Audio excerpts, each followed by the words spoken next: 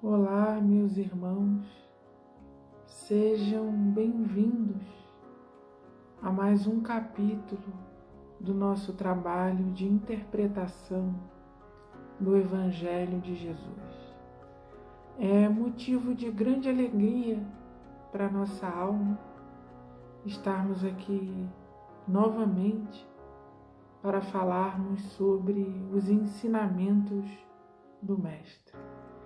Que a paz dele nos cubra, que o seu amor invencível penetre os nossos corações e nos inspire, para que possamos falar não apenas dos nossos raciocínios, mas que sejamos intuídos pela divina vontade do Filho do Homem. Hoje gostaríamos de falar sobre os processos do mundo de regeneração e da humildade segundo Jesus. Não de uma humildade ensinada em teoria, não de uma humildade filosófica que jamais entra em prática na vida cotidiana, mas da humildade ensinada e exemplificada pelo nosso Divino Mestre. Trouxemos um texto, vamos fazer a leitura desse texto e vamos refletir a respeito juntos. Então vamos lá. Jesus falou aos seus discípulos sobre acontecimentos futuros que marcariam a trajetória da humanidade. É o famoso sermão profético que se encontra, por exemplo, no capítulo 24 do Evangelho de Mateus.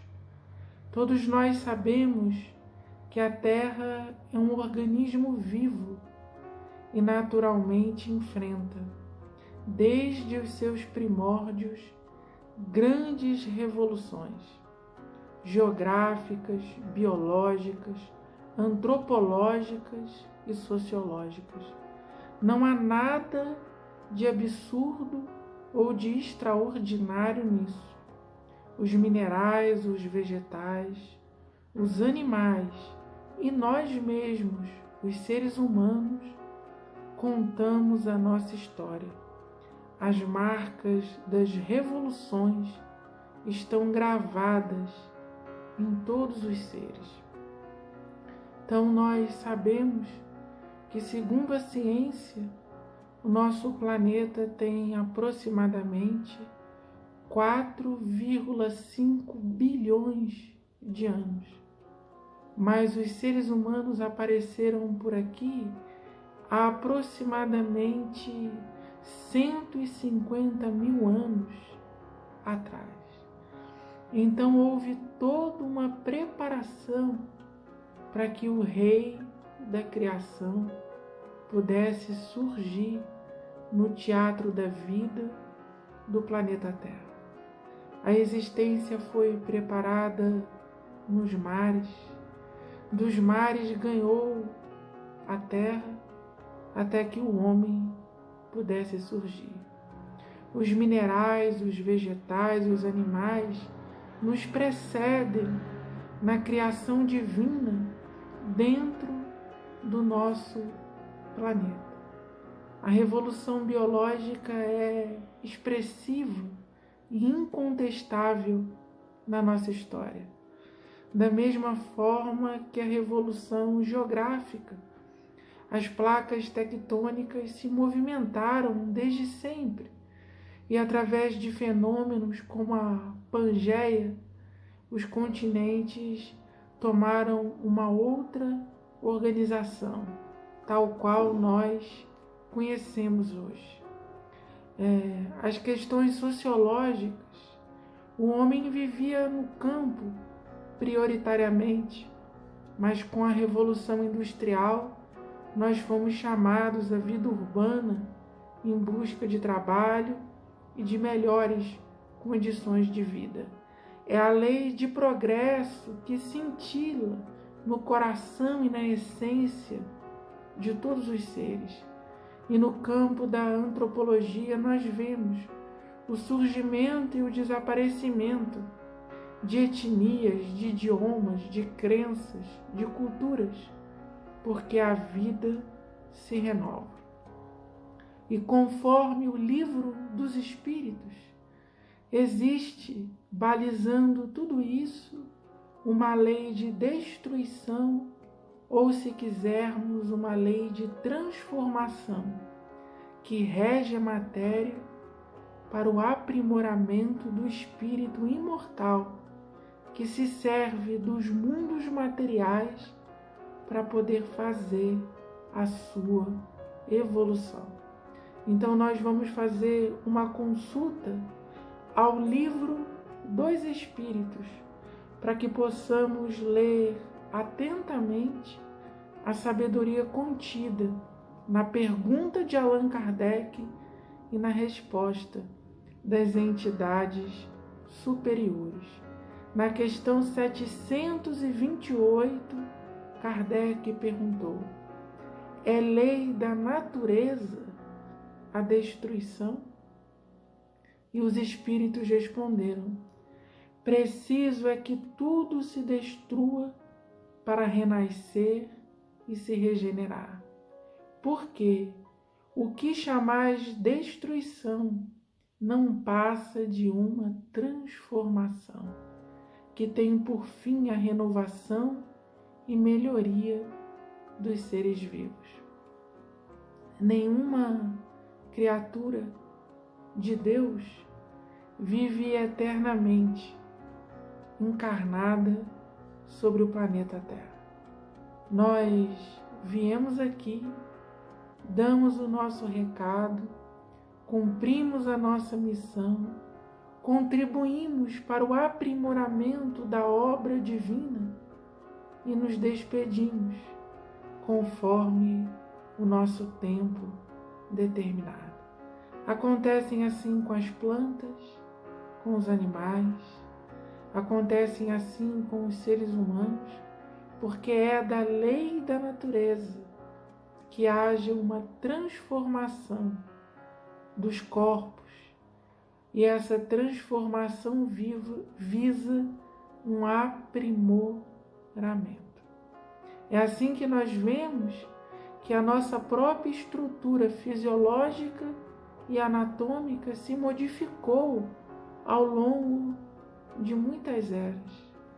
O ser humano hoje possui inteligência para armazenar os seus alimentos, cobrir o seu corpo com vestimentas, erguer habitações através da construção civil, e essas melhorias no mundo beneficiaram o nosso corpo. Não mais os homens da caverna, cheios de pelo, que dormiam por longos invernos e se alimentavam de grandes animais, mas o homem moderno, que através do seu pensamento aprimorado foi melhorando também o seu bem-estar social. Mas não são apenas as transformações espontâneas e naturais que acontecem sobre o planeta Terra. Essas transformações pertencem à lei divina e cumprem o roteiro das coisas. Mas existe um outro gênero de revolução, um outro gênero de transformação que nós precisamos falar. São as revoluções que são frutos da imprevidência do homem, que desconhece haver uma justiça no universo. As guerras, a poluição das águas, a contaminação do ar, a destruição das matas, a extinção criminosa dos animais, são transformações que não constam nos planos celestes. É óbvio que Deus conferiu ao homem inteligência para evitar essas coisas, mas a ganância estreita a visão. Não existe, meus irmãos, para a vida maior nenhuma contradição entre o progresso econômico e a conservação racional da natureza. Quem cria essa contraposição entre as forças da natureza e o progresso financeiro é a ganância humana. Se houvesse algum duelo entre o bem-estar social e a preservação do meio ambiente, teríamos que admitir que Deus não é a inteligência suprema e absoluta do universo. E teríamos que retirar do Criador dois dos seus atributos: a onisciência, que é tudo saber, e a onipotência, que é tudo poder. O nosso planeta é destruído, as nossas águas são contaminadas, as nossas matas são submetidas a incinerações, porque a ganância humana não se contenta com o necessário. Extrapola as necessidades da própria natureza e, com isso, vai afrontando o organismo planetário que lhe serve de morada e que lhe empresta o seu solo e a sua própria vida para que o homem faça a sua evolução espiritual. Não à toa, no Evangelho de Mateus, no Sermão Profético, no capítulo 24, Jesus vai dizer: quando ouvirdes de guerra e relatos de guerras, não vos alarmeis. É necessário acontecer essas coisas, mas ainda não é o fim, pois se levantará nação contra nação, reino contra reino, haverá terremotos em todos os lugares e haverá fomes.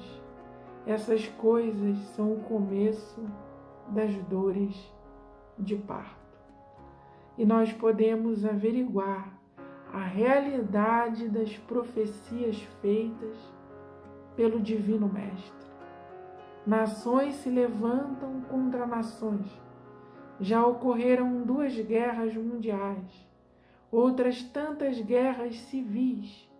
Palestinos e israelenses não se entendem. As grandes potências do mundo investem em armamentos bélicos, enquanto existe uma África passando fome, e a xenofobia, que é a aversão a outros povos, cresce em nossos corações através das perseguições, das privações e da dureza do coração e do ódio mortal. Essa é a história da nossa civilização. Jesus não acrescentou um tio em sua profecia.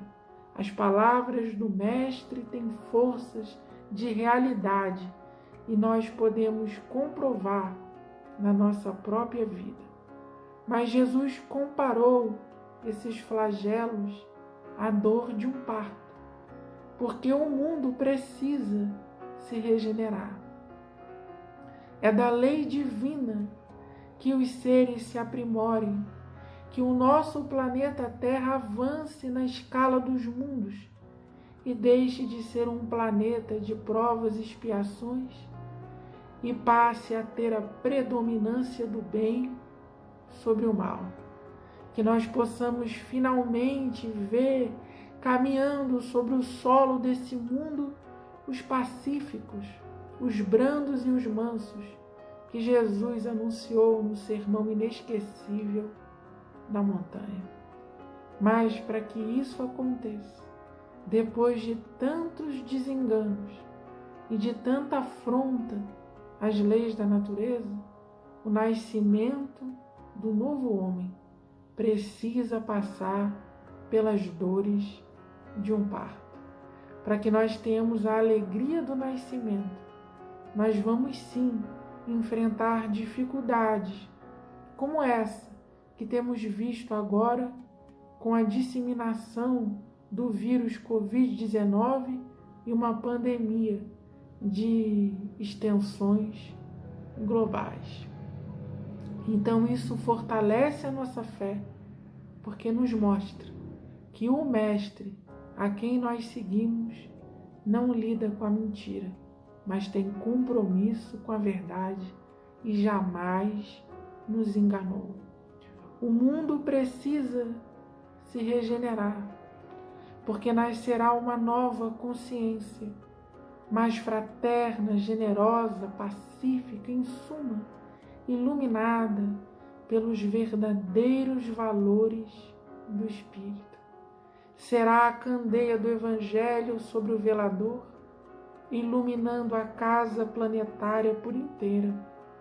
Os homens não mais se prostituirão emocionalmente. Terão luz própria, pureza de sentimentos, para se encontrarem com o noivo da humanidade. Mas Jesus, mesmo sendo o guia legítimo da vinha do Senhor, nos dá a suprema lição de humildade quando se refere a esses sinais dos tempos. Também no Evangelho de Mateus, o Mestre vai dizer: o céu e a terra passarão, mas as minhas palavras não passarão. A respeito daquele dia ou hora, ninguém sabe, nem os anjos no céu, nem o Filho, senão o Pai. E essas palavras de Jesus confortam plenamente o nosso coração, porque em tempos de redes sociais, em que todos falam de absolutamente tudo, descrevem sobre política, educação, filosofia, espiritualidade, física quântica, com o mesmo desconhecimento de causa, nós vemos Jesus, que é o divino governador da terra, dizer: olha, os sinais do tempo, o momento em que virá um mundo de regeneração, nem o Filho sabe, apenas o Pai. E isso, meus irmãos, é uma lição de grande humildade para todos nós. Devemos ter responsabilidade com as nossas opiniões. Devemos nos abster daquilo que não estudamos, que não sabemos, que não nos aprofundamos. Temos visto pessoas que nunca estudaram medicina dando opinião sobre medicina, sobre pesquisas científicas e receitando medicamentos.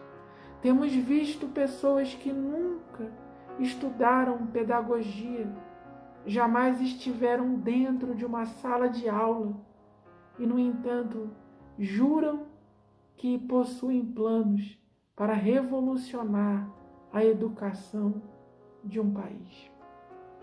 É o retrato do homem que deseja saber tudo e nessa sanha não se aprofunda em absolutamente nada. Devemos ter respeito pelos profissionais, devemos ter respeito por aqueles que dedicaram tempo, suor e lágrimas para adquirirem determinados conhecimentos. A natureza está cheia de especialidades. A formiga não faz o trabalho das abelhas. Os peixes não fazem o trabalho das aves. No campo, uma erva não faz o trabalho de uma planta. E no reino dos homens se dá da mesma maneira, cada um no seu quadrado, porque é impossível um único ser humano saber absolutamente tudo. Nós podemos sim trocar experiências e informações. Os seres podem se darem as mãos, as profissões podem dialogar entre si, mas com respeito. E para que nós tenhamos respeito, é preciso que saibamos falar, mas acima de tudo, que saibamos ouvir, adotando a prudência das palavras que jamais passarão. Evitaremos muitas tolices, irresponsabilidades e mentiras no mundo. E surgirá por consequência o respeito ao trabalho alheio e a valorização do saber. Jesus não deseja a aparência da figueira estéril. As palavras vãs nada acrescentam. Há muita profundidade no silêncio. Quando nós não soubermos, não é feio dizer, eu não sei, eu jamais estudei sobre esse assunto, eu vou procurar saber com alguém que conhece mais do que eu. É a sabedoria, é o amor profundo das palavras de Jesus contidas no Evangelho. Imaginem vocês que a regeneração do mundo é um acontecimento que interessa a todos os seres que evoluem no planeta. Mas mesmo Jesus sendo o divino governador da Terra, ele diz que nenhum filho sabe essa data, apenas o Pai. Sigamos os caminhos interiores do Mestre. Que Jesus, meus irmãos, nos abençoe, nos ilumine e nos guarde com o seu eterno amor. Muita paz e um grande beijo